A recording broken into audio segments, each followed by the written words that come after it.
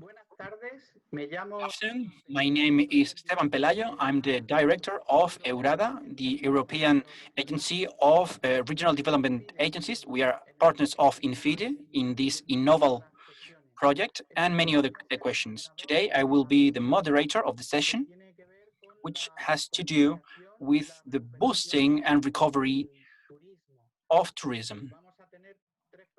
We will have three presentations, one from three different regions from European Union, from two regions, excuse me, and a country, which are very relevant regarding tourism. Firstly, we will start with Malta, then we will continue with the region of Ljubljana, the capital of Slovenia, and we have another region with the capital, which is Attica from Greece.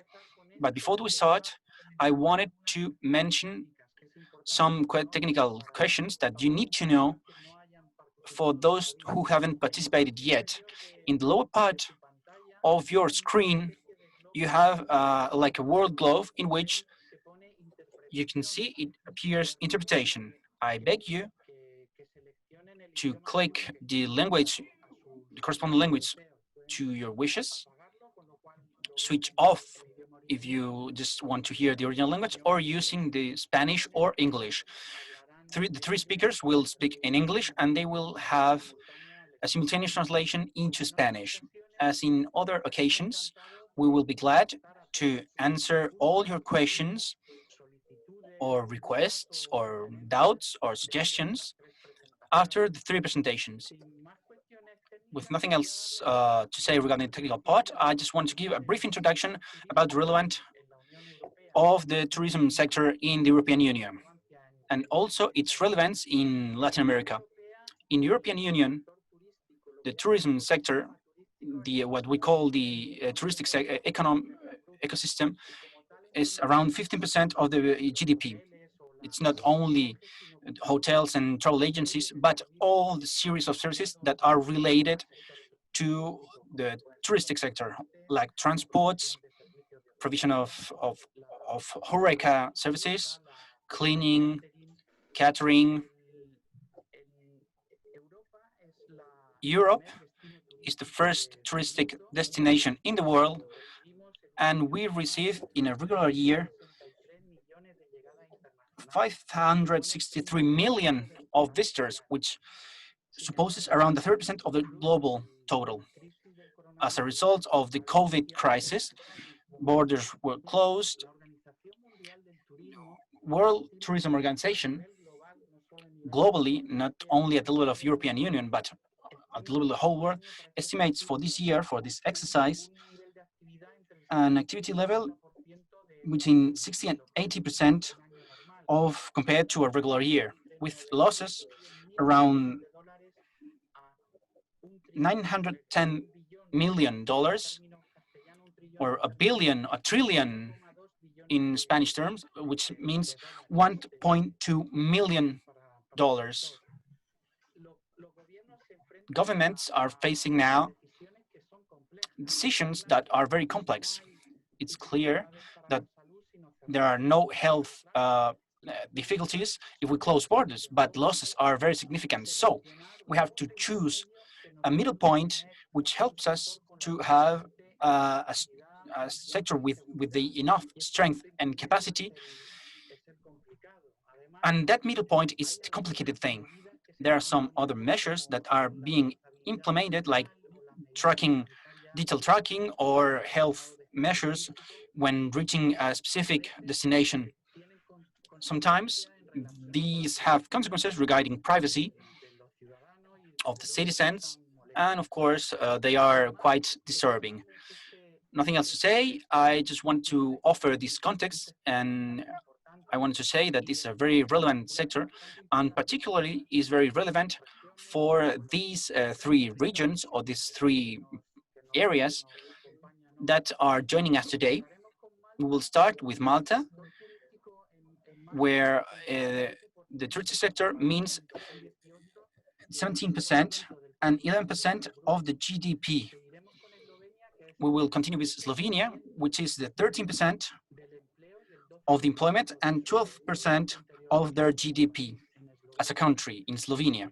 In Greece, it's even more. It's 26% of the employment in Greece and 21% of the GDP.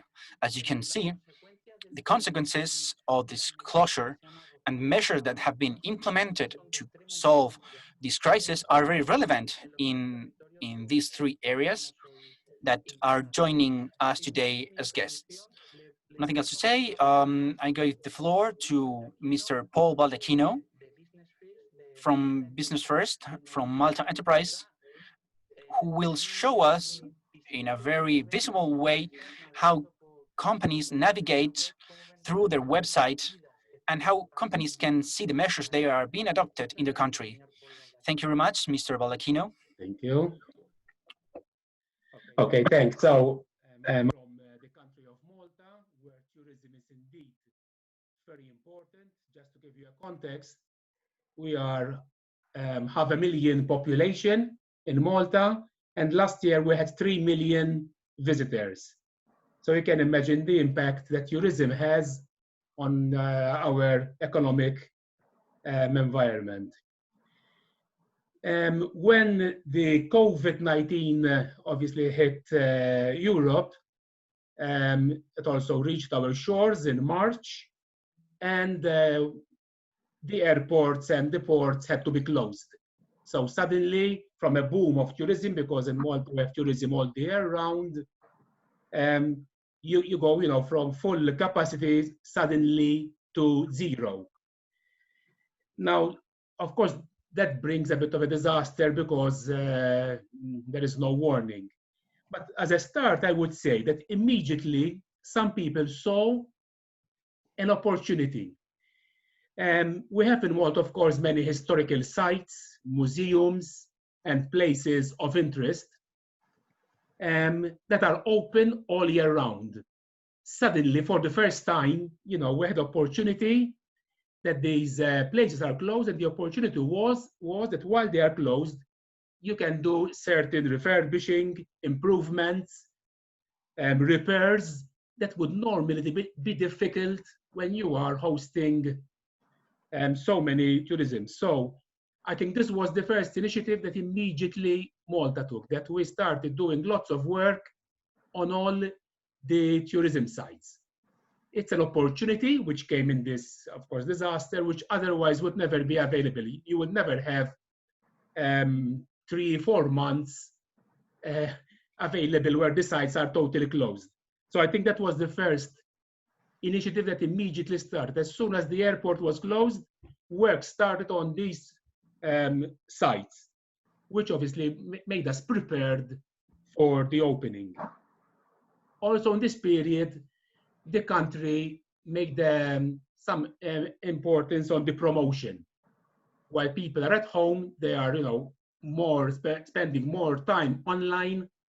So we made more promotion of our offer, of our attractions, because the second opportunity is that there are more people watching online.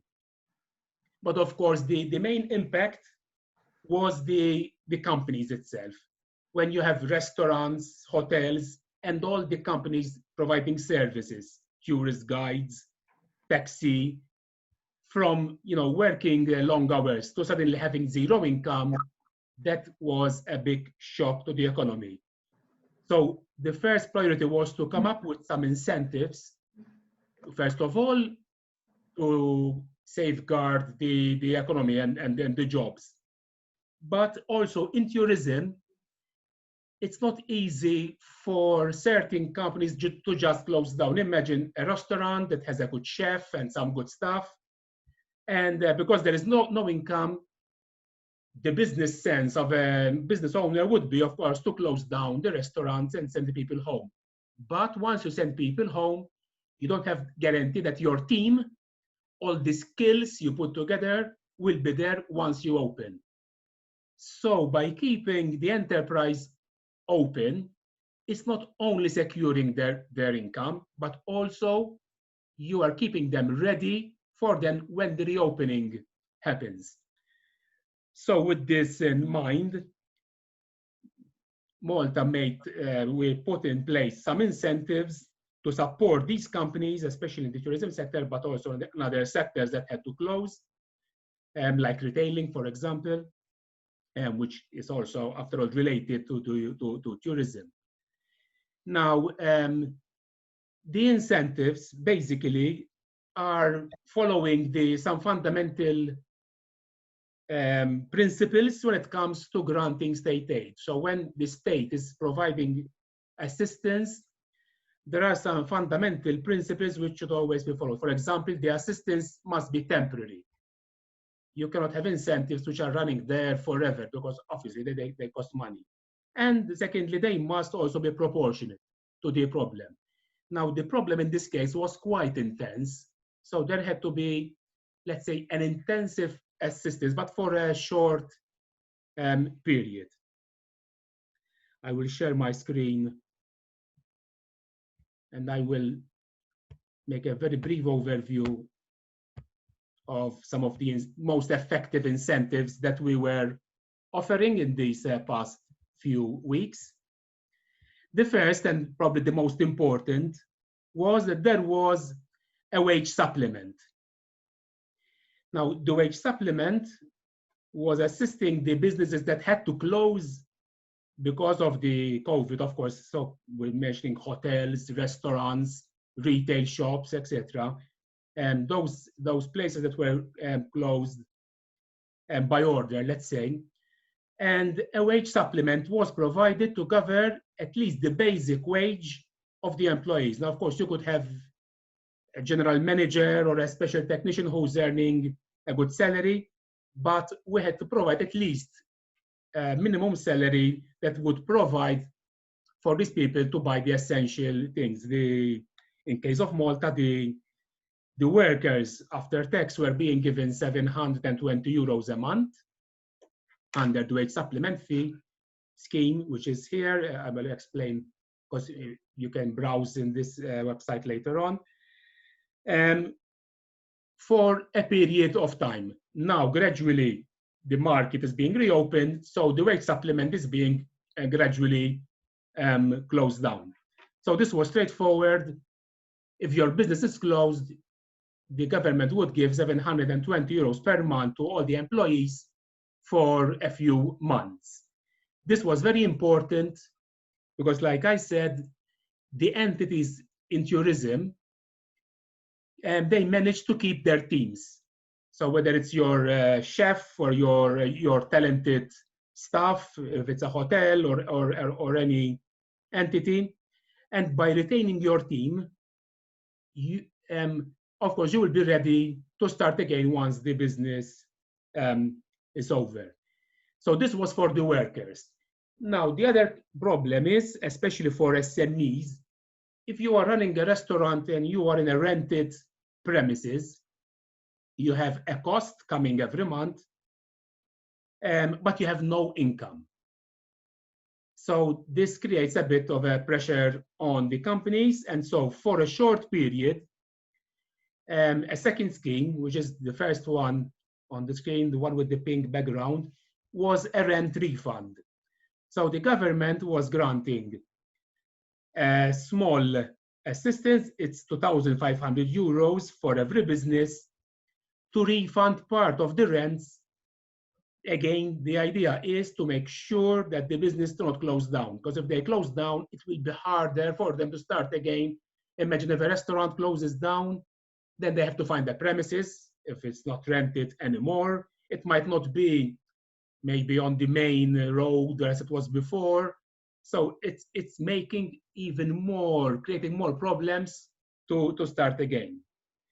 On a similar level, another scheme was the electricity refund. Again, if you have a shop, you're probably leaving your sign open, and you might still have to pay electricity even when you're closed for your security, lights, etc. And again, this is a cost which you must pay to the electricity company, but there is no income coming to the company. So there was we make this grant where 50% of the electricity bill for a period of 3 months can be claimed under this scheme. Now, the combination of these three schemes together ensured that the business stayed, they not closed down. Now, in case of Malta, we, after the 16th of July, many airports have again reopened to Malta. The first airports already opened in 1st July, but that was only to a few destinations which were deemed like safe corridors. And now the list of countries is gradually increasing. Of course, we are far from the level of tourism we had a year ago, but with these three schemes together, we ensure that the hotels, the restaurants, and the service companies stayed in business. Again, the 3-month closure was also an opportunity for training. And there was a boom, especially of online training. So another scheme that was promoted a lot is the skills development scheme, where companies that had staff that are idle could join training. Most of it obviously was conducted online, and the costs were covered by the scheme. It's a time to build your skill set of the employees. There again, when you are busy and full up with business, sometimes you tend to always say, let's skip this training for now, we'll do it later, and later sometimes can take too long. So this was also another opportunity during this 3.5-month closure that we incentivized all these companies to use the time when some of the employees were actually at home or only going to work for a few hours in small teams so that the staff don't meet in one go. So this created enough gap that people could join training. This is a scheme that we also funded and which is working. Another scheme which is not in this website, but it's done by the government of Malta, is that, now that the shops are beginning to open, there is still a bit of a reluctance and fear for people to go out, maybe go to restaurants, even though now there are all the protocols in place. So if you go to a restaurant, it should be a safe place. So the government has given vouchers to the public so that they can pay part of the restaurants. It's like a trigger to start getting people back to normality. And it's actually working because you can use this voucher to either pay part of a meal, for example, a restaurant meal, or if you want to spend some time in a hotel, etc. The advantage is also that these companies, the hotels, the restaurants, now there will be some months until they reach their maximum business again. So this is helping them to start getting back into the business rhythm again. Now, if you go to our website, the website, you can find it very easily. It's www.maltaenterprise, one word, maltaenterprise.com. And when you find the incentives, you come to this page, regeneration incentives. All the incentives are available here, and there is an explanation and an application. Of course, everything is done online. We made sure that no one had to go to queue in an office or something. So the schemes are applied online, and we created support online for people who had questions. So you could either phone. We created a number 144 where anyone can phone to ask, if there's any question about the scheme, or contact us, all through other mediums, whether it's an email or by chat. But obviously, because of the COVID, there were no offices open, so everything was done online, and it worked as well. Now, at this point, after a 3.5-month closure, like I said, the airports are gradually opening again. We're seeing the first tourists coming back to Malta. The Maltese population themselves, the locals, are also gradually beginning to go out. And They are finding that it's safe to go in a restaurant because there is space between the tables and all the protocols in place. So gradually, we hope that the economy will start again picking up. But like I said, I will believe that these incentives put together have helped to keep the infrastructure in place. There weren't many closures. So now that the tourism start gradually coming back again, the SMEs retained their teams, they have their talent, and they can start operating now in the open market, as Malta is now practically open to most countries again. I don't know if you want to take questions now or later.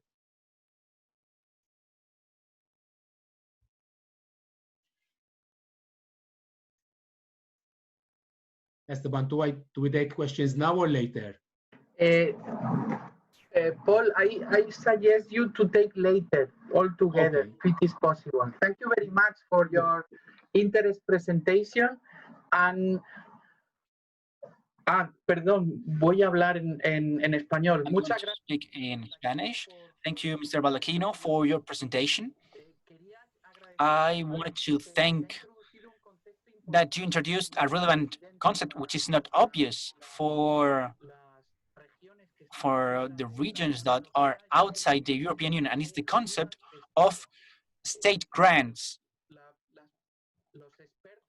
The experts that are outside the European Union, they must know that we are not authorized in regions, we are not authorized to give as much money as we want. We have some limits that are imposed by the national market, and as Mr. Baldacchino has mentioned, they have to be given in terms of proportion for a limited time and in an intensity which is limited too.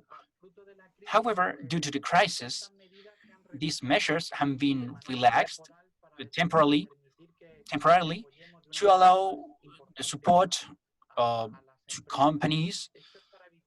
This is to avoid the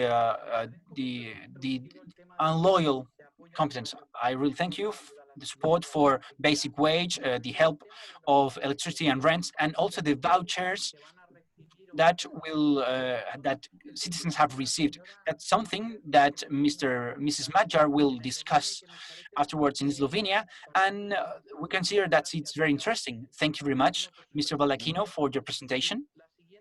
The next one, the next speaker, it's a great pleasure to introduce her because she's the director of the best development agency in Europe according to EURADA 2 years ago. They still have an initiative, a very strong initiative about boosting creative industry. But today they will talk about tourism.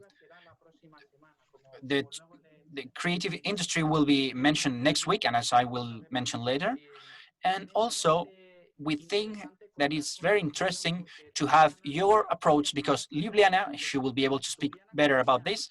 Lubjliana combines many different types of tourism, nature tourism with urban tourism of culture and leisure tourism. As it's the capital of a state with a very interesting nature environment, it combines many different types of tourisms, and it's very interesting to have her presentation today. Thank you very much, Mrs. Madjar, for sharing your experiences with us.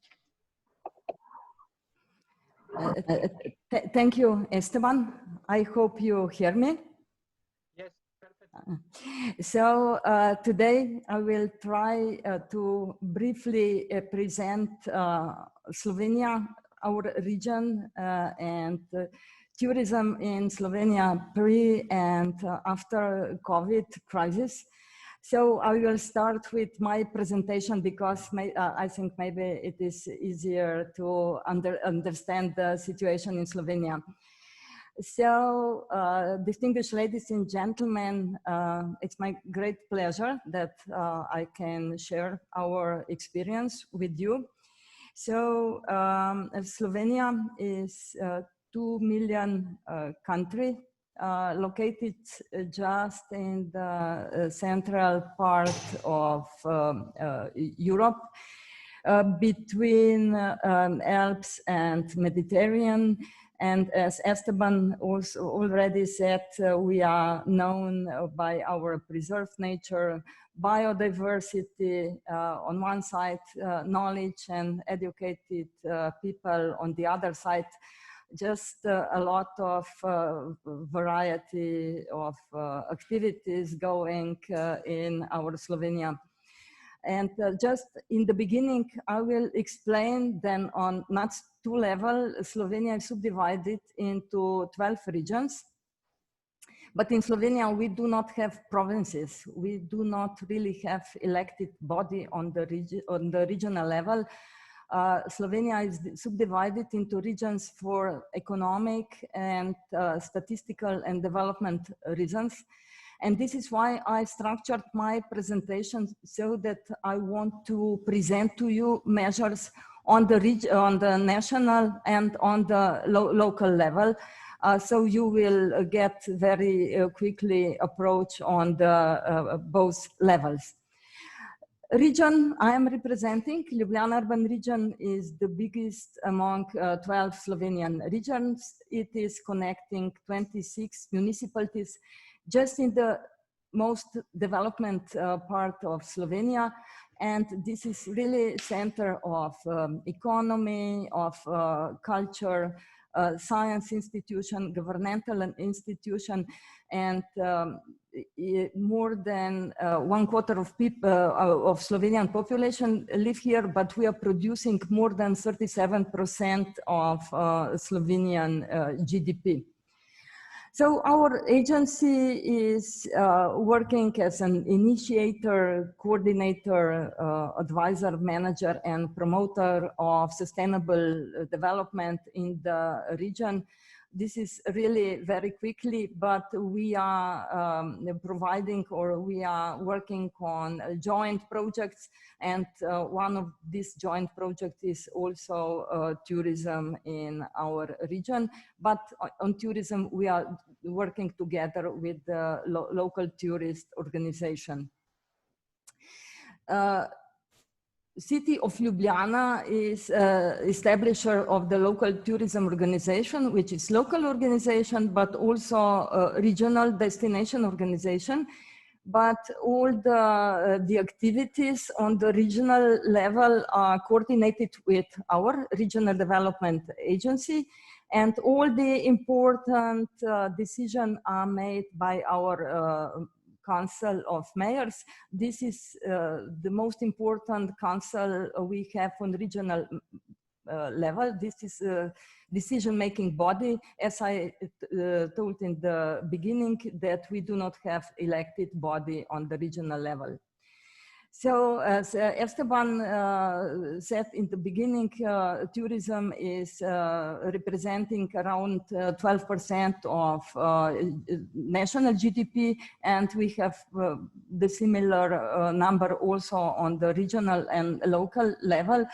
And mostly the foreign tourists are coming. So in Slovenia, they represent over 70% of tourists, but in our region, more than 90%, because we are talking about congress tourism, business tourism, urban tourism, culture tourism. So mostly people are coming from foreign countries, or this was the situation before the COVID crisis. In Ljubljana, we have 270,000 inhabitants and more than 1,100,000 visitors per year. So you see that it's quite important. But COVID crisis brought really crisis into tourism, because if we look on a national level, the situation from January to April brought more than 50% fewer tourists and overnight stays in Slovenia. And in May, they represented only 4% of tourists of May, regarding to tourists in May 2019. If you look to Ljubljana, I have numbers. You see that in January, we had more than 100,000 tourists, but in April, there was almost no tourists.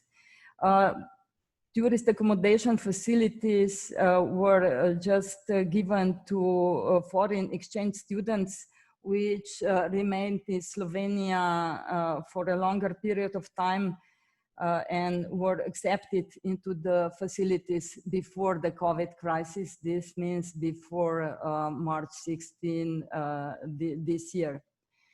So this situation brought our government and all the important institutions to the situation that there was a necessity to create measures.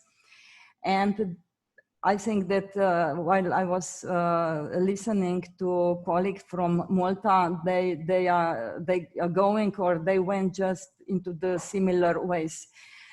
So very important were all the measures to preserve jobs, to improve the social situation of people, emergency assistance to self-employed people. We have a lot of self-employed people in Slovenia. Then measures to keep businesses in operation, but we are also always taking into account state aid and all the obstacles we heard from Malta. Then measures to improve the liquidity of businesses, then aid to agriculture, and there was a set of measures related to public procurement. The regulation was very simplified for the COVID crisis regarding to the period before the COVID crisis. But this I was talking about were general measures, but tourism faced special needs because pandemic has had a significant impact on tourism industry. And these problems are projected to remain longer, and so some extending temporary emergency aid for tourism companies are prolonged till the end of the year. And on one of the special instruments in Slovenia is tourist voucher, but it was not created like we heard from Malta for vouchers for restaurant. But these are vouchers for accommodation or bed and breakfast in accommodation facilities in Slovenia. So these vouchers are awarded to person with permanent residence in Slovenia for each citizen in amount of 200,000 years. For the people older than 18 years, and for younger for 50 euros. And then they can be used in Slovenia, spent in Slovenia till the end of this year. So the cost of this measure is around 345 million of euros. To repeat, Slovenia has 2 million inhabitants. Of course, the government expects that this measure will have a multiplier effect. So this is just a tractor to bring people to a destination in Slovenia. And of course, the situation is here. I heard yesterday that around 6% of people already use these vouchers, but they are available since, I think, end of June. And in Ljubljana, we have now really strong discussion how to bring people to Ljubljana. Mostly they go to seaside or to mountain destinations. And in seaside, Slovenian seaside, there was never the majority of Slovenian tourists like it happens this year. So then there were some measures that were created by our national tourist organization. I have some problems with my presentation, but I think it will go on. Mostly they created additional instruments for co-financing in support of promotional activities for Slovenian tourist companies and leading destination, with the additional possibility to carrying activities also for domestic market. So we are orienting our country more to domestic market than it was situation in the past. There are new means for promotion for tour operators and so on. Adaptation of activities to web working activities to working online, extra promotion of the domestic market, and also strengthening of educational activities. A whole package of activities. Our national tourist organization is supporting all the tourist companies in Slovenia. In Ljubljana tourism, we can talk about adaptation of programs for business tourism. We have now a lot of online conferences and presentation. It seems that this will last for a longer period of time. So a lot of focus is going on the consumption of tourist vouchers in Ljubljana. As I said, in this moment, people are mostly going to the seaside and to the mountain destination, but we are looking how to bring them to Ljubljana and to Ljubljana region to prolong also in the region in other municipalities in our region. Then the marketing strategy is updated, and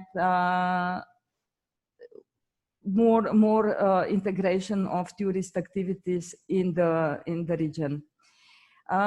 For the final, I would like to say that we have great expectation for the future, because we are working a lot with the European funds, and the current situation is widely opening door again for investments in tourism, because in this programming period this was not the situation. So we see the possibilities for investments in tourism, in cohesion policy, and also in next generation EU programs. I think that yesterday was a very important day for all of us, because it seems that our leaders were successful to make an agreement. So this is big day for tourism, and also I would say for culture, because culture is also important for us. So maybe shortly this is for me, and I will be glad to take part in discussion and to answer later questions.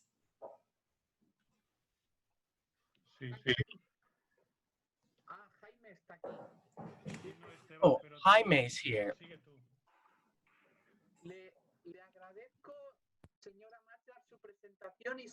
Ms. Madjar, thank you very much for your presentation, and thank you for the conclusion, because I had forgotten to mention that it is indeed an important day for all of us in Europe today.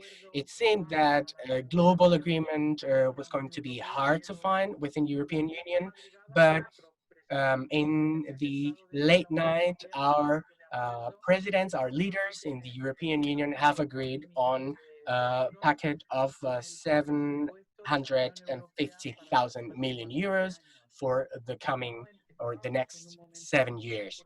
It was a crucial time today because the European Union plans its budget for every 7 years, and the next one will be 2021 and 2027. And there was being a very heated discussion. It seemed that no agreement was going to be reached, but I think they have not slept for 2 nights in a row, um, from from Saturday to Monday, really.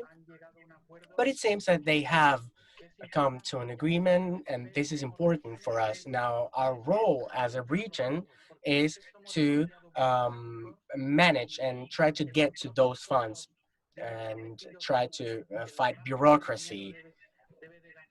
You know, the majority of those funds is to be used immediately, and let's hope that this is what will happen. I think we need to be agile and have the capacity to design the needed instruments. Thank you very much for your very interesting presentation. Now, for those of you who don't know this development, regional development agency, I would like to mention that they collaborated with Yucatan 2 years ago, and they worked on sustainable tourism and many other issues in terms of economic development and regional development. I think Maribor is a good partner for the future, and Miss Madjar was participating in that mission to Yucatan and also hosted the Mexican experts who visited Ljubljana.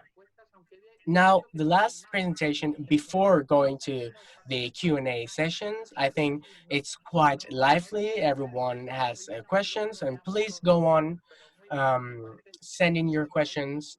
I think this is great. Now, the last presentation will be held by Mr. Petros Podaras from the Attica region, and he will tell us about the measures adopted by their regional government to boost tourism after the COVID-19 crisis. Thank you beforehand for your presentation, Mr. Podaras. I have to say that Attica is the Athens region, so it's a very prominent and important region for many reasons. Thank you, Mr. Podaras. You have the floor. Thank you, Esteban. Esteban, can you hear me? Yes. Okay. Good. Okay. So first of all, thank you for the invitation. Good evening to everybody. I would say good morning to our friends from Latin America who are joining this call, and hope they are finding it interesting for them, and they can. And this is the purpose, I understand, from this kind of sessions, to share some experience and some practices that we apply already in several regions in Europe that can be of really helpful in other regions as well. So my name is Petros Podaras.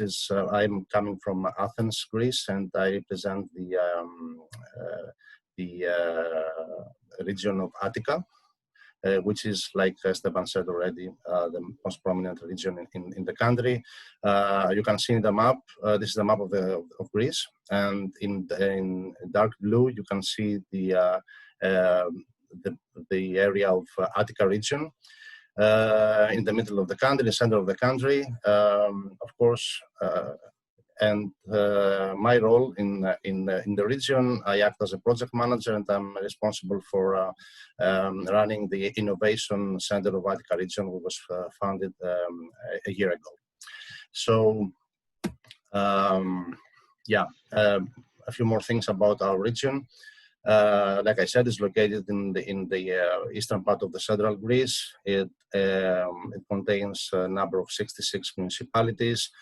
Athens, of course, which is the capital of the country, and several other cities. Some of them might be known to you, like Piraeus or Marathon.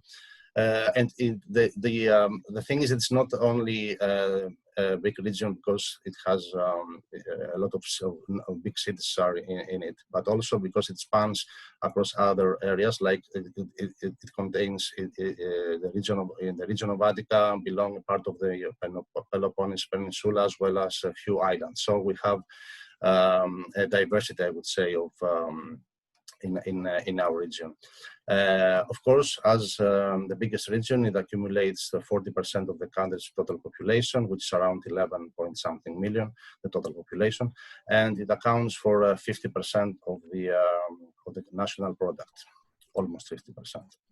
So I will focus only for the rest of my presentation in talking about tourism. And measures that have to do only with this sector of the economy. Although, as we all know, the COVID crisis made our governments and the regional authorities to take several kinds of financial measures as well in all the sectors, and of course for supporting all the citizens, small businesses, and everybody. Now, yeah, we do have some data coming from back from 2019 in terms of tourism.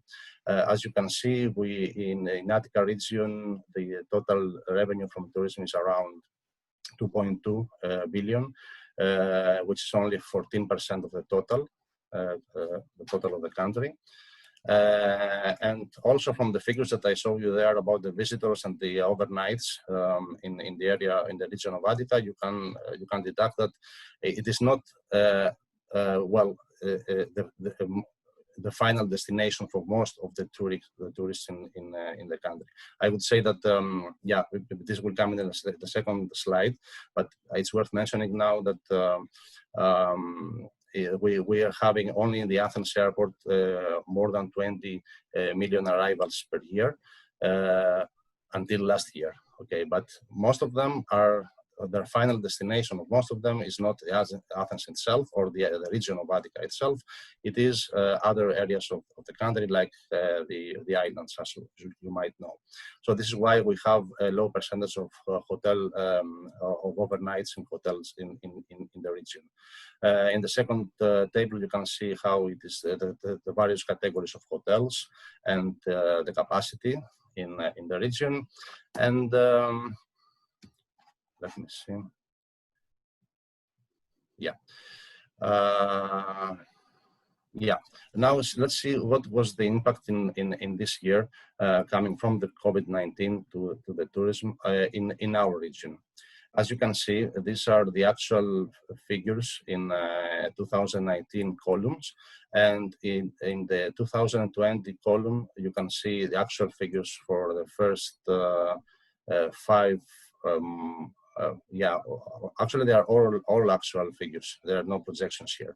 Okay, so we can see easily that the domestic traffic faces a drop of 62% in the first half of the year, and the international traffic, which is the most, we're most interested on this, of course, is even higher. It's 67% drop, decrease in year over year. From 2019 to 2020, which is pretty normal and expected because of the COVID crisis hit our shores on March, and this is why we have all those red figures coming from March and on. And the country opened again, as you will see in the upcoming slide, for tourism only officially only in the 1st of July. the same, more or less, situation in the coastal transport. In the region of Athens, we are having not only the capital city, but also the biggest port of the country, the port of Piraeus, which is also the main gateway, as it is the Athens International Airport for the flights, the port of Piraeus also for commercial and tourist arrivals and cruises. So here we are also, most of the figures here are projections, are estimations. Only the 2019 figures are actual figures.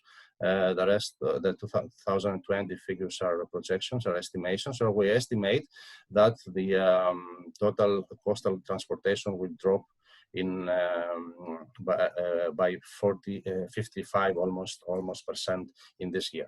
So this situation is more or less unavoidable.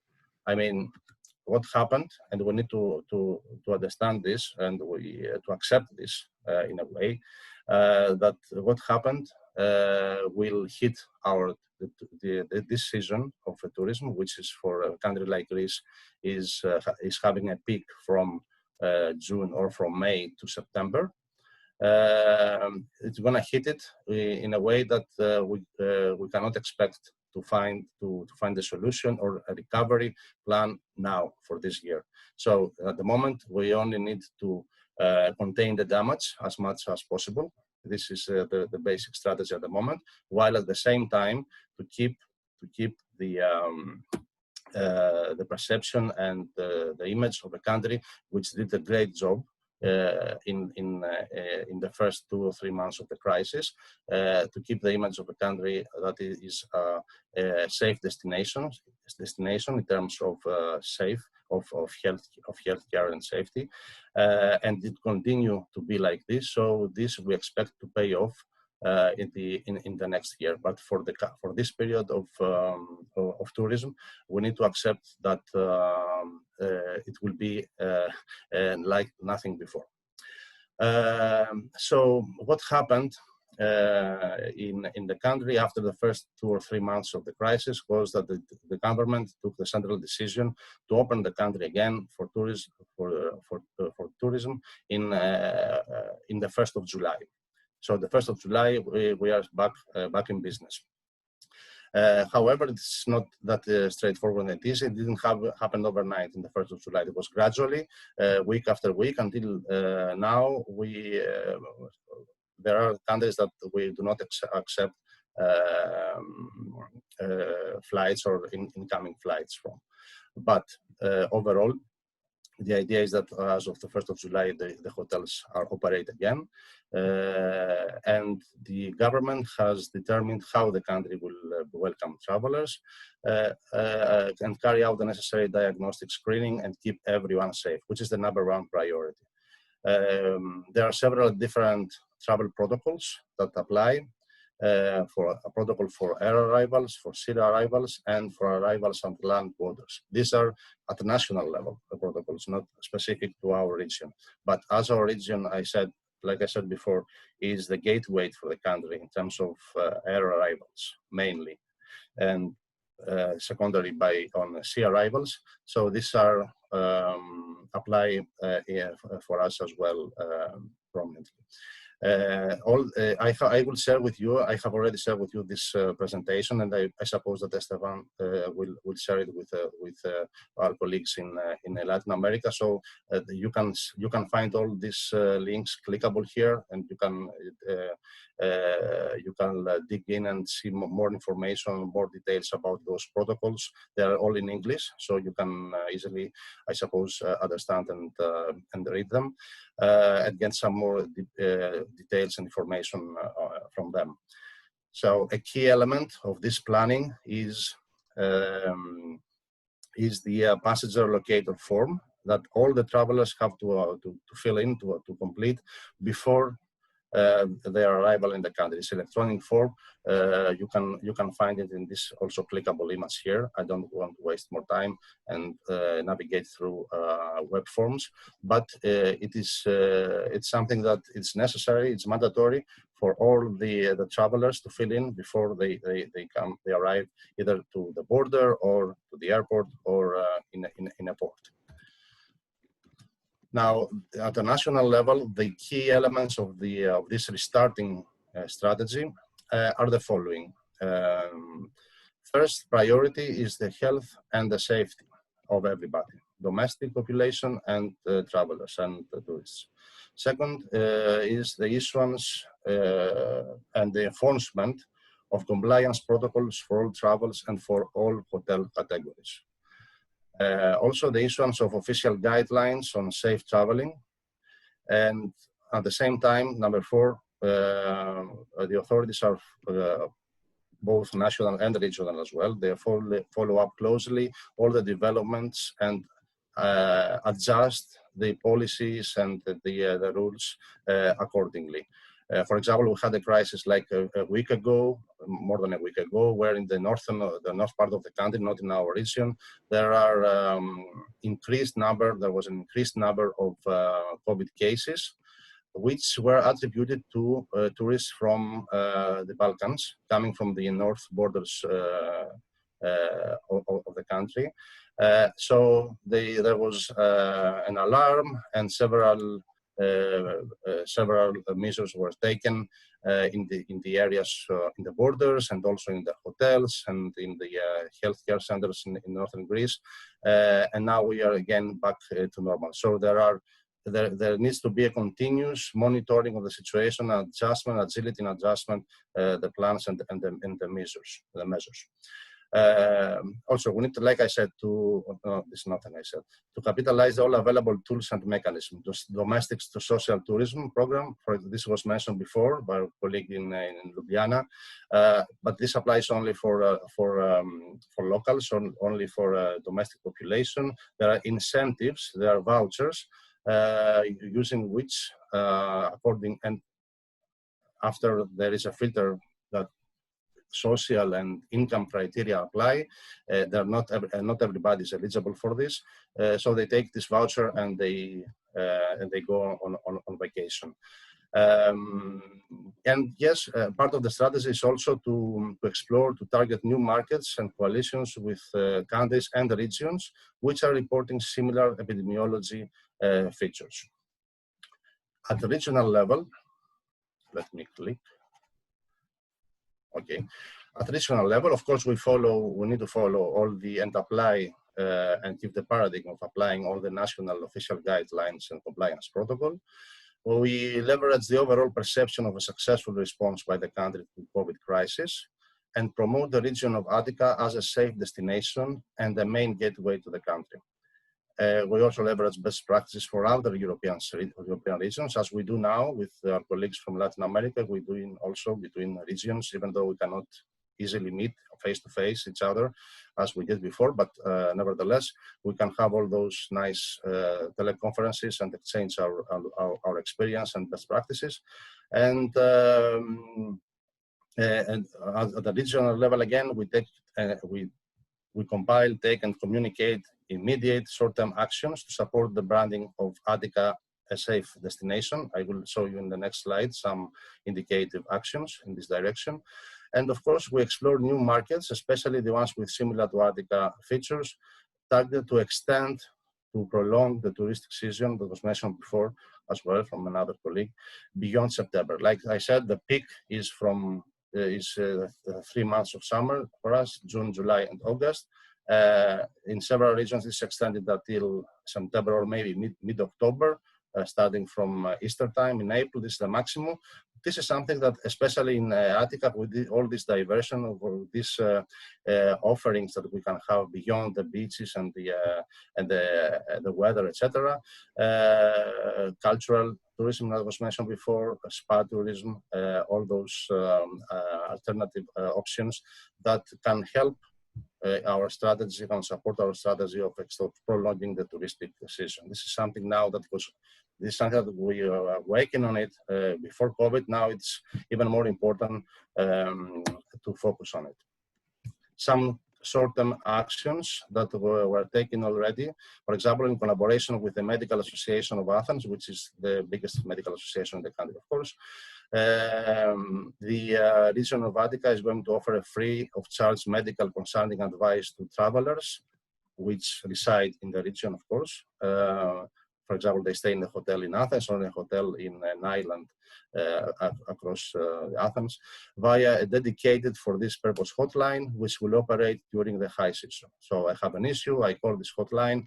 I know about it because there is, for example, a flyer in my hotel, or I can find it on the internet. And then with multilingual support, someone answered me and answered my question that I might be having about COVID, right, or about something like this. And then there are also mobile and fully equipped healthcare units which perform sample COVID tests on daily basis to the personnel of the hotels in the region of Attica. Again, this is in collaboration between our region and the Medical Association of Athens, and it's already taking place. And also we apply the international protocols for the operation of the hotels in the region, which are more strict. And they have provisions, for example, indicatively here I have only 2 bullet points: the operation of a white office in the hotel, like the blue office, which is the first aid office. The white office is the medical and first aid reception oriented to COVID. And also we are having another thing is included in the international protocols for the operation of the hotels, which is the training of the hotel personnel on first aid and dealing with COVID emergency. Finally, as a short-term action, there is an ongoing cross-channel campaign for the promotion of Attica as a safe destination. Now, moving to, I think this is the next slide, the last slide. And some mid and long-term results, because actions with expected mid and long-term results, because like I said, we need to see beyond this touristic period and see for the next year and how this whole thing is changing and how we can recover, because this year is already damaged by tourism. And like I said, we need to admit that we are doing a damage control at the moment in terms of from the financial perspective I'm talking about. So we need to increase with us to increase the level of extroversion, interregional communication, collaboration, and exchange of best practices. And for example, the region of Attica already participated in a virtual workshop recently with other regions and the China Chamber of Tourism, because it's part of our strategy to increase the number of tourists from China, especially the ones of higher income and interest to travel in off high season period. And of course when the conditions permit, and also to increase the business travel share for the region of Attica and promote alternative tourist capabilities like medical tourism, MICE tourism, meetings, incentives, conferences, exhibitions, and spa tourism. So here, and like I said, I suppose that this will be shared with all of you. I have some useful links. All the information here is in English, so you can find more details about those protocols, those activities, those initiatives that we are following at the moment. Well, I guess this is it. Thank you very much for your attention. I hope it was helpful for you, especially for the guys from Latin America. I'm saying again. Thank you. Muchas gracias, señor Podaras. Thank you very much, Mr. Podaras, for your presentation.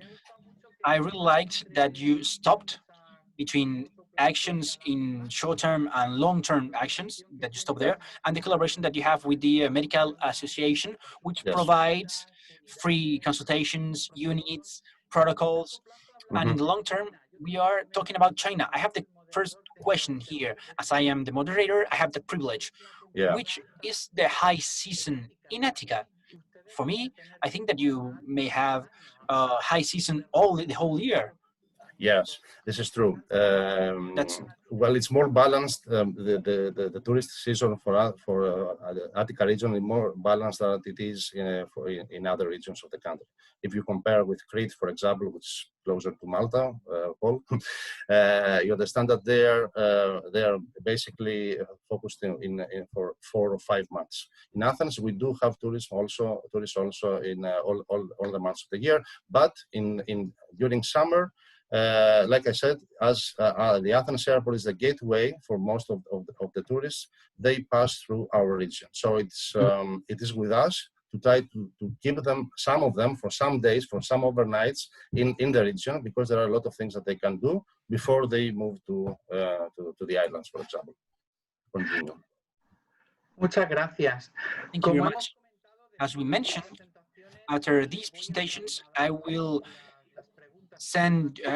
translate the questions that the regional entities and some national entities participating in this webinar are asking. I have a first question for Mr. Paul Baldacchino, who has answered already online, but I want you to answer for the rest of the participants.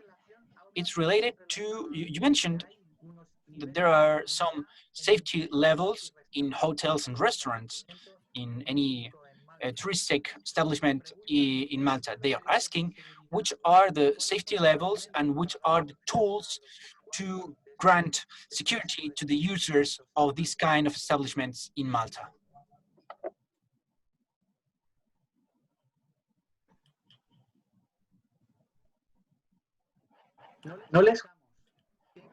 You're on mute. You have to unmute your microphone, please. You have to switch on the micro. All. Okay, now? Yes.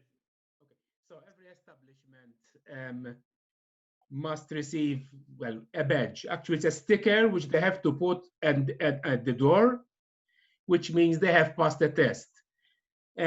So basically, the health authorities have to provide a check for every site, because it depends on the way it is designed, the restaurant. But there are some basic criteria which you'll find practically all over Europe. First of all, the number of seats there must be some distance. You cannot have, of course, like before, restaurants crowded or by the bar. There must be a distance. Now, the distance will depend a bit on the layout of the place, because they're not all rectangle. So there is an inspection and they make a reasonable spacing. Then there are other criteria. For example, shared food. You know, before, if you have some food, if you're eating a burger, there's a sauce, which everyone on the table can put some sauce from the container. Now you cannot share these things. They cannot be shared. So maybe you have a sachet, which is only for one person. So all these precautions become standard now. The staff must always wear masks. Of course, the patrons cannot eat with the masks. So but here, when you enter a public space, you are expected to wear a mask. So when you are entering, that's a point where people are coming in and out and having contact. You are expected to always have a mask, whether it's a restaurant, definitely all shops. Then, of course, hygiene. Nothing can be touched by two persons. And as you go into a public place, like a restaurant, you must always obviously sanitize your hands, etc. In some places, they were taking temperatures. Now, this thing of temperatures isn't compulsory anymore. First of all, knowledge has told us that a big portion of people were actually asymptomatic. So, so it's not, of course, but if you, for example, at the airport or coming in, then the temperature is taken. But in a restaurant, it is a bit less relevant because you have your own corner. There are documents which I will find and I will post them. But what the important thing, there are some measures which I'm mentioning, which are general, which you will find in all of Europe, of course. But they must be customized to each place because of the way it's configured, the way people, for example, some places have two doors, so that simplifies. You can walk in and out. In other places, there's only one door, so there is a bit of a protocol where the person at the door is making sure people are not like touching each other. There's always the flow around the premises. These are certified by experts from the health authorities, and they are going always around the establishments. And from time to time, they renew your sticker. So if I am Going into a restaurant, I can look for this sticker to make sure that this place has been recently certified. And then most of the protocols, they will be quite international in Europe, but there are office documents which vary. If it's a pub or a restaurant or a shop, there are different rules. In the case of a shop, for example, there's a maximum number of people that can enter the door at the same time, depending on the size, again, of the shop. Like before, if I go to a supermarket, you know, I can go down a way, then I remember I need some bread and I go back. Now, of course, all the corridors have arrows and you can only walk in one direction. But these are obviously, they have to be specific to every location. For example, the number of people that go in depends on the space, if there is the incidence that people can meet in a point or not, etc. So it has to be done for each outlet, and then you get a sticker. Muchas gracias, porque además nos ha Thank you very contestado. much, because you have answered another question that we had, which was how can these protocols be learned? Taking advantage that one of the official languages of Malta is English, we can see your protocols. So I really thank your willingness to send these documents, and that we will forward to the participants in this webinar, because for us it's quite interesting. Excuse me, Esteban. Paul, if you could send us today, for instance, or tomorrow, okay, we can upload those links with your presentation. Okay, I look for them. Okay. I want to take advantage of this question to also pose it to Mr. Podaras and Mrs. Madjar.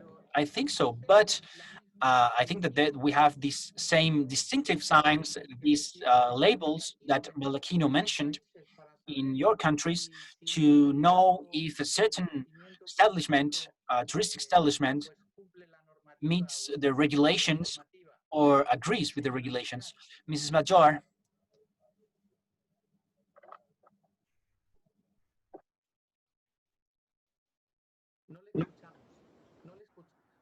We can't hear you. You have connected your microphone. Can you hear me now? Okay. I agree with everything that my colleague from Malta already said. I would maybe add some additional measures we have here in Slovenia. So I would say that in hotel rooms are disinfected after each guest.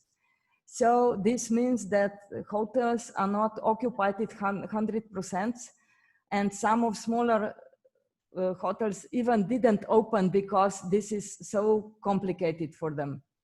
Then every guest arriving into hotel gets instructions and some masks and some disinfection part of this for disinfection. So this is also something that tackles guests. Then in restaurants, it is important that now there is a distance between tables bigger than it was. So in practice, they implement this measure so that in hotel where there was time for dinner 3 hours, now it is an hour and a half, but guests are divided into groups. So one group has dinner since 6 to 8 and another from 8 to 10. So these are some additional measures that are going on in our hotels. And I agree with everything that was said before me. So maybe just to add these measures. Petros, yes. Yes, not much really to add. I'm covered by my colleagues. Yeah, these are the same more or less apply in hotels in my region and overall in Greece. yeah, maybe I could add also only that the check-in and check-out time has been extended because they need to have more time for disinfection, for disinfecting each visitor's room before, after departure, and before releasing, giving it to the next to the next tenant. So yeah, distancing very important even within the hotels and the hotel restaurants. Rules for using the pool, rules everywhere. And this is like Lilijana said before, it's very discouraging for a lot of owners of hotels for doing business this year. There are several hotel units that did not even open in the country. Yeah, they decided that the season is lost, and they prefer not to open under these circumstances, under these dynamic rules, let's say, because they are dynamic, like I said before. Yeah. Muchas gracias. Thank you very much. We have another question which is addressed to Ms. Madjar, but I'm going to make it general to all of you. So I will ask Mr. Baldacchino and Mr. Podaras to answer the question too. Ms. Madjar, they were asking about the structural changes in Slovenian tourism. Apart from the current crisis, how do you foresee the future? Which changes do you expect in the future after this current moment? And as I said, these structural changes, this question will be made afterwards to Mr. Baldacchino, Mr. Podaras. The only thing, Esteban, is to expand it. Structural changes in offer and in demand, both.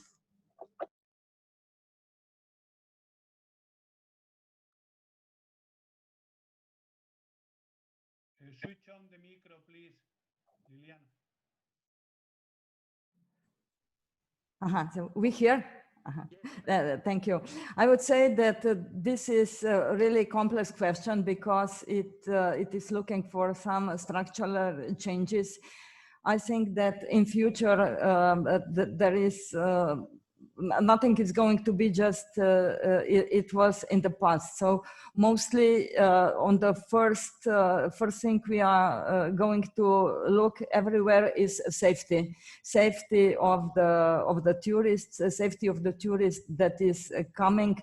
So for this year in practice in Slovenia, we have countries subdivided into 3 groups. The countries that are green, where the COVID situation is similar to Slovenia. Countries that are in yellow zone, where the COVID situation is not really great, but we can do with these countries, and red countries. So if you go on the holiday to green countries, you do all the protocols that that country you are entering has prescribed. If you're going to yellow country, then when you are coming back or anybody is entering Slovenia, we have 14 days of quarantine. And if you go to red countries, this is your responsibility. So I think this situation might go on for a longer period that maybe we have our expectation was in the beginning. So first of all, everybody will think about the safety. Secondly, there are a lot of these smaller businesses that went bankrupt. In Lubjliana, we have a situation that many airlines, the companies are not back in Lubjliana. So this will be long-term recovery, and I think that we will have really to think about the future and the structure of our tourism. Maybe this for the beginning, and maybe I add something later. Señor Baldacchino. Mr. Baldacchino? Your microphone. Yes. Perfecto. So what I can add, it's the same situation.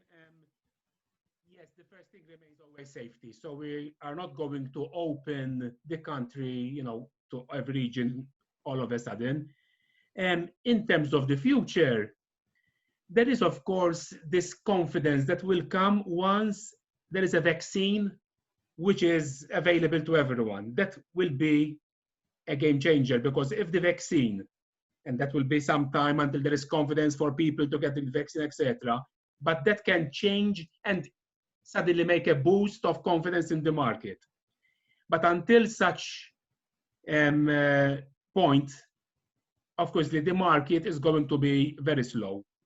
One, let's say, mitigation that we are trying to promote, and I also recommend it to all countries. Of course, if international travel is restricted, because like the case we're mentioning now from Lubjliana, some airlines are not even operating. People don't have confidence to travel. One of the first markets to revive is actually internal tourism. Now, Malta is a small country, so internal tourism maybe is not as strong as imagine a bigger country like in Latin America, where people might not travel so often to some of the regions in the same country, but there may be more confidence to travel close to home. Now, obviously, internal tourism will not boost the economy like international tourism, but it's a safe way to kickstart. When you have some people in your restaurant, some people in your hotel, you're beginning to build the capacity.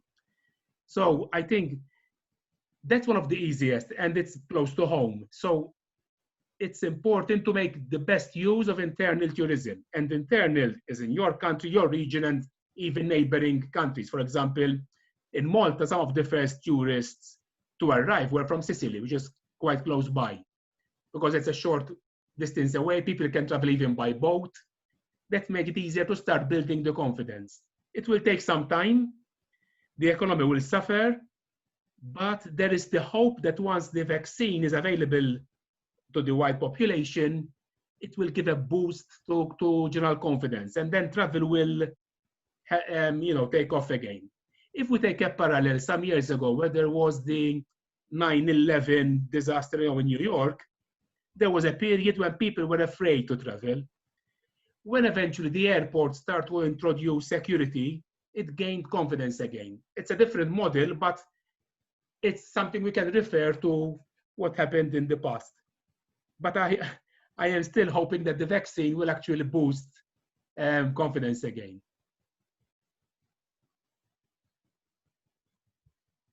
Okay, señor Podaras. Perfecto. Sí. Yes. Muchas gracias.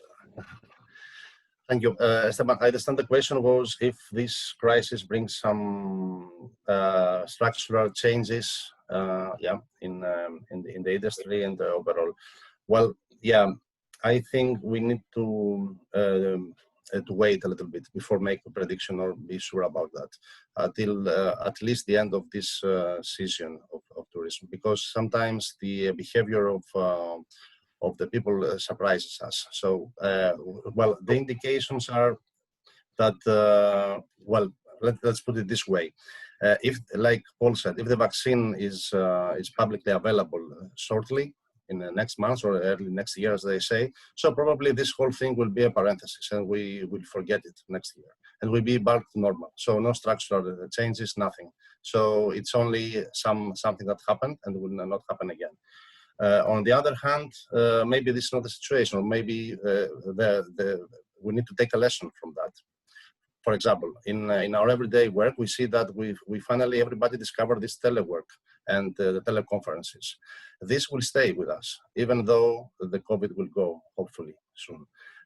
So there is some new practices and new rules in making business that we will inherit from this era, and will stay with us after we test them and we adapt to them for a long time. So what is going to happen here? I hope that the vaccine will come soon and we will be back to normal, but at least get some lessons. And some lessons would be focused on safety, regardless if we are having a crisis or not. Safety of the people first, and in terms from the other perspective, from the perspective of the economy, to prolong the tourist period. Again, I mentioned this, and not put all the eggs in one basket, because you're having a crisis from May, April, and then all the summer period is lost. But if you control this, if you spread spread the risk across the year, then the damage is contained easily. So I would say it's early to foresee specific structural changes, but for sure, even to my view, even if we have hopefully a solution soon from healthcare perspective, the vaccine or whatever, there should be lessons that should be learned from this crisis, even in the tourism industry.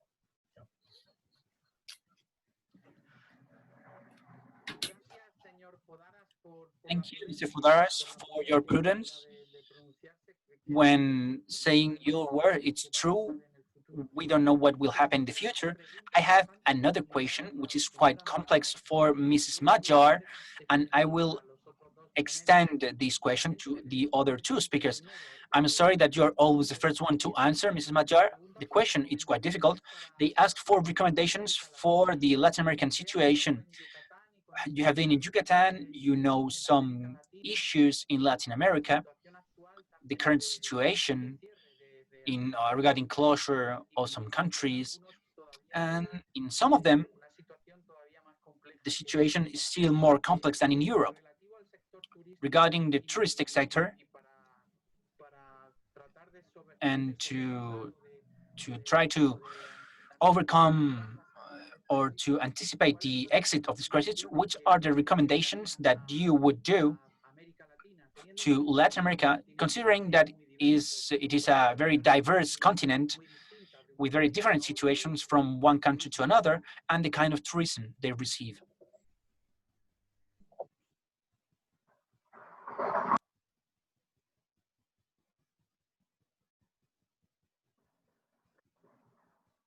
Thank you for the question. Can we hear? Yes, question is really complex, but I would say that I have had this luck to see tourism in Mexico, in Cancun, and in Yucatan. So I have seen this mass tourism in heaven on the earth, and this tourism built bottom up. So they're both attractive, and there is so much of this natural heritage. I'm talking about Chichen Itza and so on. So I think it's difficult to give the recommendations, because mostly, as I've seen, the tourists are coming or were coming from abroad, and this is this international dimension. So first recommendation would be take care about the health and the safety, work closely with the medical sector, and the safety, health safety is the most important to attract foreign tourists again. And in this period, while tourists are not coming, maybe I would recommend all these measures we have had or are still going on in Slovenia. So Esteban, you can, I ask you to share my presentation, and there are also my contacts, but I'm talking about all these measures to save jobs. To improve the social situation of people. These are, I'm talking about vouchers, about helping people with non-refundable funds, to help companies. Although these measures have to be intense and short-term, take into account that maybe in tourism, all these measures have to be extended at least till the end of the year, because crisis is really cruel. Maybe for going into this internal tourism, which I believe is not so important or was not so important in past. These vouchers, like in Slovenia or Malta, this means vouchers to for bed and breakfast in Mexico, or for restaurants, at least as attractors to bring home people to tourism. Maybe these are some of them, but I would really recommend all the measures I presented in Slovenia. But first of all, strong cooperation with medical sector to make country safe, and maybe stronger orientation also on domestic tourism. This may be for the beginning. Thank you very much. Mr. Baldacchino, yes, please. Yes. So I already mentioned, like I said, the internal tourism, which I believe in this period is more important than ever. Also because it's coming from a period where it was becoming out of fashion. With all the new airline companies coming in, it was always promoting that you travel away, that we mentioned. Secondly, in this period in particular, I would recommend that the marketing, that the preparation is moving slightly away, obviously, from tourism of groups and promoting more the family and the small destinations. This is a time where people need to feel safe. And if you tell me, for example, right now to book a cruise line holiday, I personally will not feel so safe. But if I'm going to a small residence, maybe a bed and breakfast type, where I'm in a private setting, I will feel more confident to travel. And we're seeing this even in Malta now. For example, the large hotels are suffering to get bookings, but the independent providers, the one who are hiring a house by the sea or a small setup, it's at this stage, it's safer to promote. So I would suggest at this period to put a more emphasis, not on tourism of groups, but on individual tourism. It gives a safer feel to the tourists. So if I'm going with my family and I'm visiting different points in the countryside, but not with a large group, I will feel safer. And we're seeing this already trend coming, even in the few weeks that we have been open. You see many people coming and staying in apartments, in houses, rather than in big establishments. So I think that's a good start. But of course, important to repeat always the safety, to not take risks. Because if a town, a city takes a reputation that it's going backwards with the COVID, it will take time for visitors to build confidence and come again. So do not take risks. That's also very important. But the other areas could be an opportunity in the short run as a start for the next few months.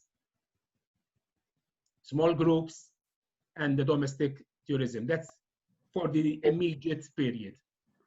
Okay, thank you very much. Muchas gracias. Señor Podaras. Thank you very much, Mr. Podaras.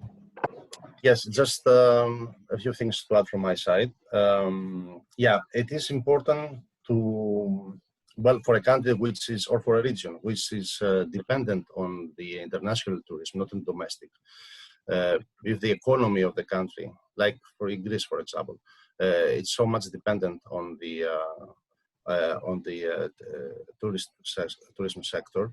Then, if there is such a situation in a country, in Latin America, I would say, because I understand this is the question, what should they do? Is first of all is to invest on safety, invest on building a reputation as a country, as a region, to build a brand as a safe country, as a safe region. And this is not something that can be fake, or you cannot cheat anyone, because if there is an issue, it will surface for sure.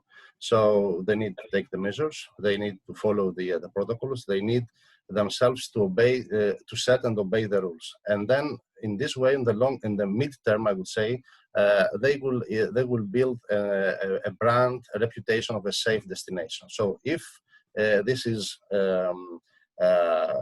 and because we need in a globalized economy, this will be very well, the rest of the world will be aware of this. I don't want to give an example because maybe I'm not aware of specific, specific situation in the Latin America. So the rest of the world can be aware that there is a country there which is a safe country because they have very few cases, because they took measures early enough, because they did what they had to do. So it is an attractive destination. So in this time of the year for them, I would say that they need to invest on building this reputation of a safe destination.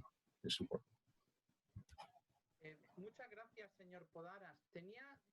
Thank you very much, Mr. Podara. Work is accumulating. I have more questions. I have two questions for you, Mr. Podaras. The first one is, should there be an outbreak, another outbreak of the cases of infections in Greece? How would you tackle that if there is a quarantine? Okay. If there is another outbreak, okay, I do not represent the government. I cannot speak. I am not a doctor, so I cannot speak at that level for sure. But from the perspective of my region, the experience that we are having for those months, I would say that say for the country, healthcare and safety is first. So if there is an outbreak, there is going to be a lockdown, but whatever this will be the impact of.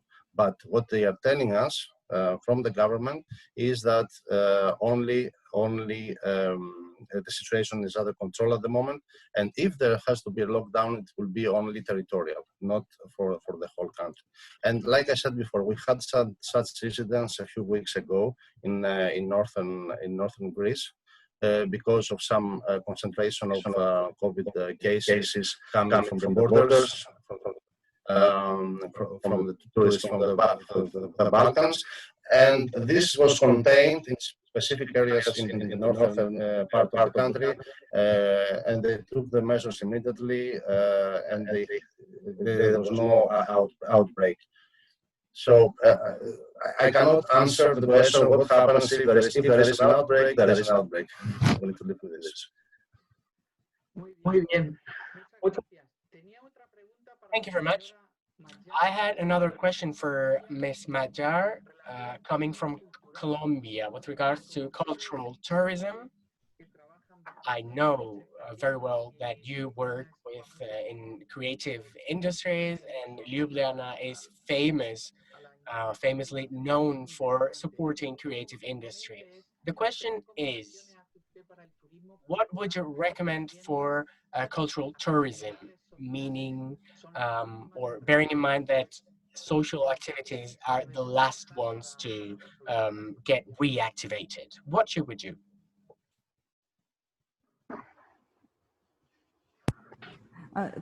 Thank you for the question. I would say it's already it's a strategic question. But if I look for Ljubljana, it's unbelievable, but Ljubljana Festival has started already. It is a lot of events is going on outside. And of course, there is not 500 people, visitors, but there are only 100, so that there are distances. So it's needed to start as soon as health situation allows it, with the events, with the cooperation with the economy. So maybe people from Colombia can contact me, and maybe we can give them some additional or more structured information. But as I said, in Ljubljana, some events started, Ljubljana Festival started, but also here is the situation that there is not so many people coming from other countries, although foreign tourists and also some foreign musicians came to Ljubljana, but it is already also oriented also on domestic visitors and singers and actors. I don't know if I gave the answer that was needed, but maybe something can be added individually. Usted ha contestado estupendamente. Muchas You gracias. have answered the question perfectly. Thank you very much, and we really appreciate your offer for collaboration. Now, there is a question for Malta coming also from Colombia in the Colombian Caribbean Sea for Mr. Baldacchino. The question is, would you recommend applying the same measures you are having in Malta, restarting all activities, observing social distance, hygiene, hand sanitation, face protection, face masks? Would you recommend that in Colombia? Well, like we said before, safety must be number one at this stage, because if you take a shortcut and you stop taking the measures and suddenly you have an outbreak, you will have lost all that you have been preparing. So, for example, now that Malta opened again the airport, it was like the same like Slovenia. This was after a period of time when the COVID was obviously almost finished. There were very few cases. But if there is an outbreak, it will be harder to start again. So I always recommend that for the time being, until medicines are available to solve the issue, that safety first. If you don't have the safety, you will lose all the others. So I recommend that there will be protocols, clear and practical. Of course, there have to be things that I mean, if I am entering a shop and I'm wearing a mask, it's doable. The worst thing, if they don't, then you cannot go in a shop. So these small measures make a difference. And apart from making a difference, they also help to build confidence. So I think it's important. Each country will implement measures depending where they stand on the COVID curve. But remember, even if you are zero, once you have tourists coming in, you are opening a bit of a risk. So I think safety must remain always very high. That's why we mentioned before the need for protocols in restaurants. We have the Vitas, even how it's happening in Lubjliana and in Greece. So these are crucial. They are stopping the spread, but also giving confidence to your clients. It's two ways. Okay. Muchas gracias, señor Baldacchino. Para el señor Podaras, Thank you very much, Mr. Baldacchino. Now, I have a general question by Mr. Alberto Rodriguez, but I would like to ask Mr. Podaras something. Some Latin American countries need a visa to visit certain European countries, and some others don't. However, a digital system called ETIAS has been created. Now, the question is, if it's possible, would you like for us to ask our government to postpone these mechanisms which restrict the arrivals of tourists until 2022 or 2023, considering the decrease we have experienced in tourism? And a second question by Mr. Mauricio Soler is, what could be a criteria for tourists coming from Latin American countries, for example, Chile. What criteria do you think we should establish in Europe to host Latin American tourists? Okay. Well, the first question, to be honest with you, I'm not aware of this. I was not aware of this ETIA process and restriction. But on the other hand, I don't think that the COVID situation should be a reason for taking decision on such a thing, because it means that we sacrifice something, or maybe we don't study the whole thing properly. But to be fair and honest, I need to take it on the side and come back to you, because I cannot answer this at the moment. If the question is that there are some rules that because of the COVID situation, because we desperately need tourists, we need to waive these rules, and the answer would be no. This is my personal opinion, okay? But if it is something that it is unfair and it's in the process of waiving it, and for some reason it takes time, and I don't know, maybe we can promote it for discussion as much as we can do from our side, and see if it makes sense to speed it up, a decision which was in any case about to be taken from the European governments, right? This is what I can say on this, on this question. And the second one, can you please remind me, because I took note only on the first.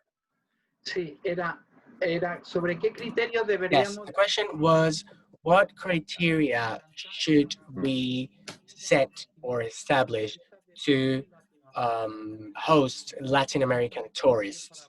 What the criteria would be for them to come over to our countries. For example, tourists coming from Chile. What could be a set of criteria to host them or not? Well, now I remember the question. I don't think that there are criteria based on based on this logic. Okay, there are some groupings of the countries, not because of taking into consideration their distance or in the continent they which reside at, etc. But because only of the based on the situation related to COVID. There are countries from which the flights are restricted, and there are countries that are in yellow, like Lilia said before, or in red, etc.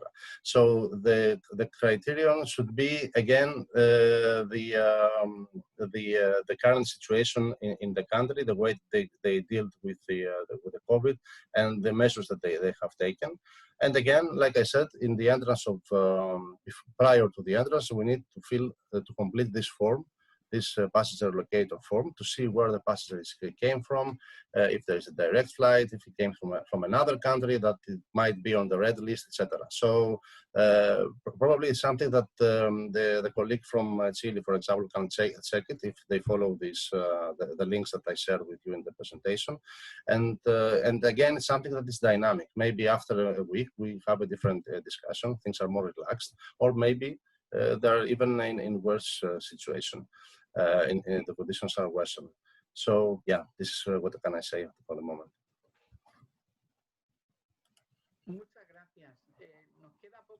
Thank you very much. We are approaching the end of the meeting. We have a question for Mr. Baldacchino.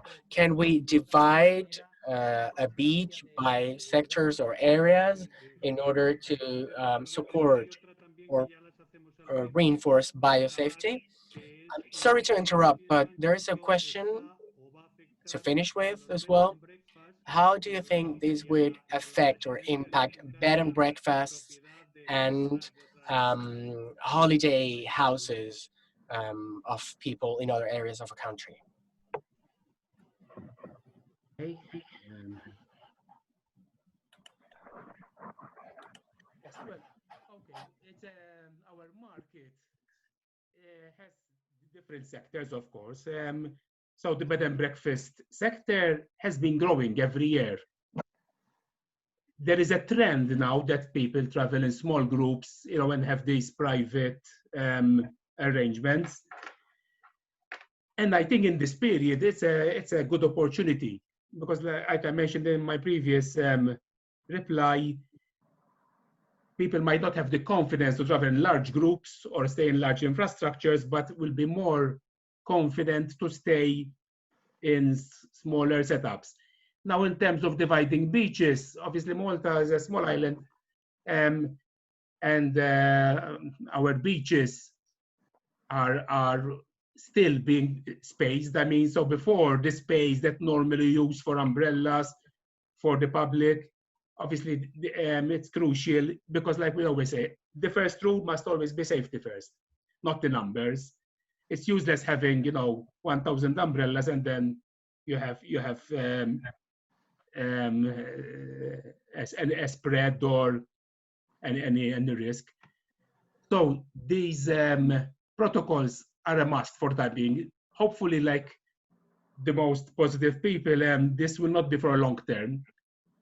There is now growing optimism, especially in the past few days, that the vaccine will come. But meanwhile, the priority must be safety. So if you need to divide the beach, yes. If you need to create space, yes.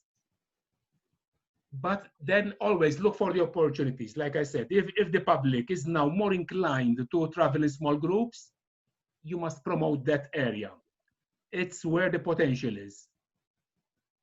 I'm not sure, Jaime, if there was something else specifically you wanted me to say.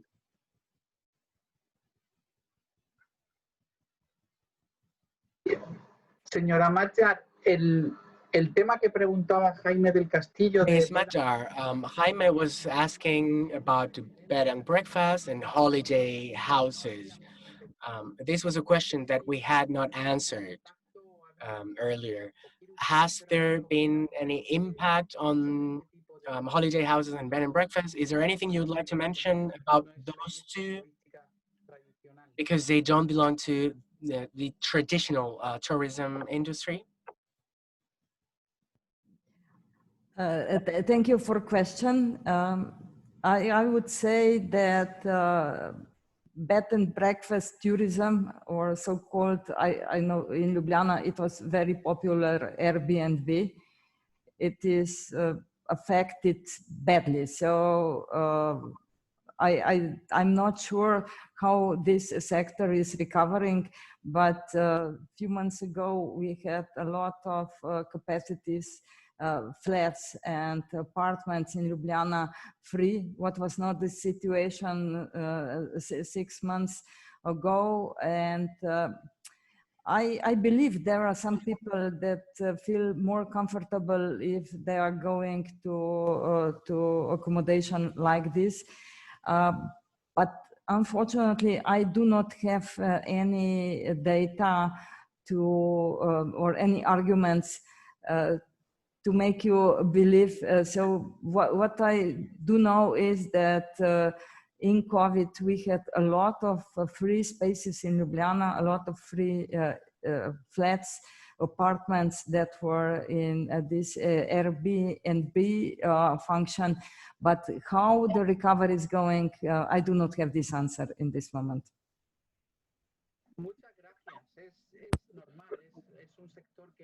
Thank you. I understand it because this is a sector that's not well structured at the moment. Thank you very much, Ms. Madjar. We are reaching the end. I have a last question for Mr. Podaras. And please be as brief as you can because it's a very wide question. How does the answer with yes and no. state Yeah. of... Oh, no, please. It's a more complicated question. Oh, okay. How does the state of Greece support entrepreneurship and innovation in the tourism industry? And this is almost the last question. Almost, huh? Okay, how we support, not we, how the state supports. Okay, first, we need to see that we need to clarify there are regional strategies, and there is also a central and national or state strategy for for smart specialization. This is the strategy I'm talking about. I don't know if the term is familiar to the colleagues from Latin America, but each region in Europe is having a strategy for the so-called S3 strategy, for the strategy for smart specialization, in the context of which we specify the areas on which we invest for the upcoming years as regions and as countries. And based on that, we are seeking also interregional collaborations and etc.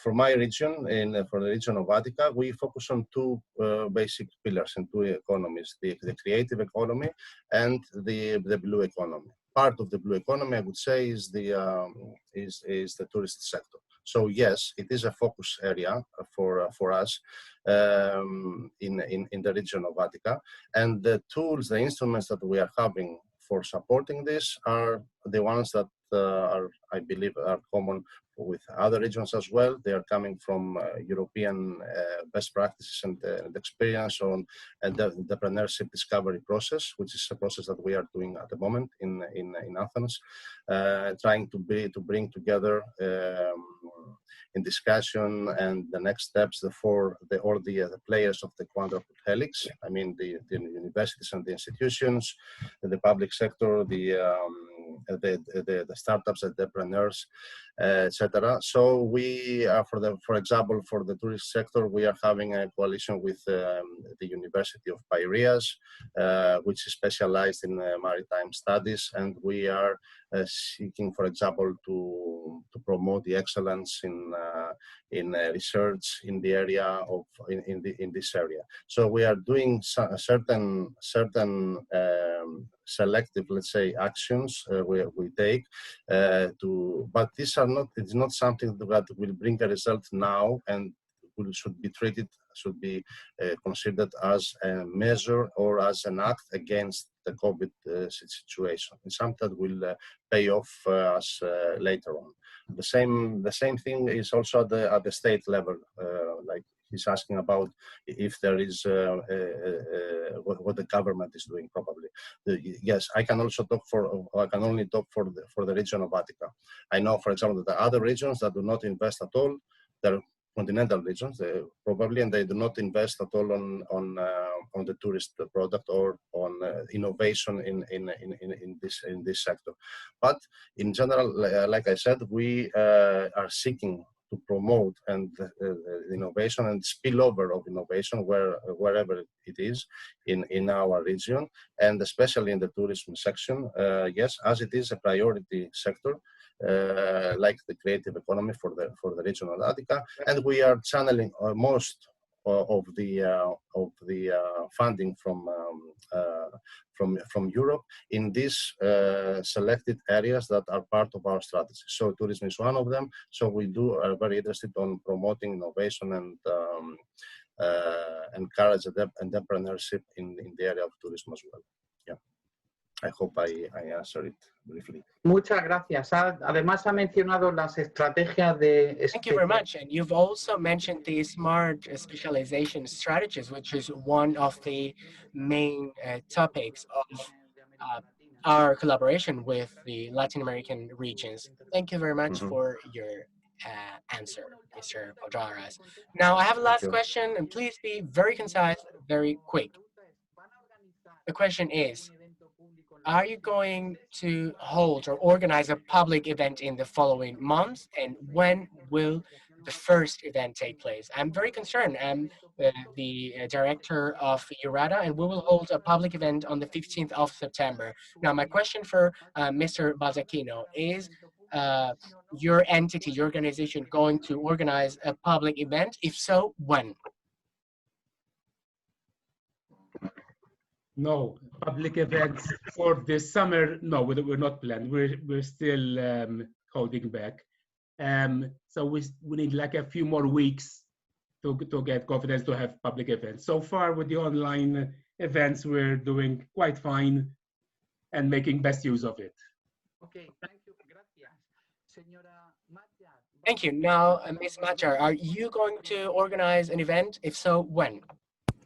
Thank you for the question. We will be co-organizers of the great event about the development of cohesion region Western Slovenia. It will be held on 31st of August. We are doing it with some national institutions, and more than 100% of people will be present at this event. Okay, thank you very much. Gracias. Señor Podaras. Well, no, no, Mr. we are not planning any event, at least until the end, for sure, until the end of August. There are some plans for mid-September, but we are going to reassess the situation in the next weeks. Yeah. Thank you very much. Muchas gracias a todos ustedes por la Esteban, sí, perdona, antes de que hagas Sorry to interrupt. Before you say farewell and close the meeting, going back to what you were saying, I think the way Europe is tackling this issue, it could be interesting for Latin America. And I'm going to give you an anecdote. I'm in Merida, in the Spanish region of Extremadura, and a meeting of 4 or 5 people was planned with the government of this region, because we are working on the smart specialization strategy for this region, but the participants increased to 8 people, and I have traveled all the way to Merida, but since the number of participants was now higher, we have held the meeting online. So I have come here all the way here to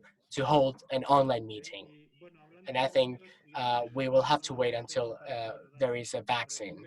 And now, before giving you back the floor, Esteban, I would like to remind everyone that next Tuesday, we will talk about a topic that can be very interesting for Latin America, especially for big cities, where a great amount of initiatives are being taken. And the topic will be creative economy.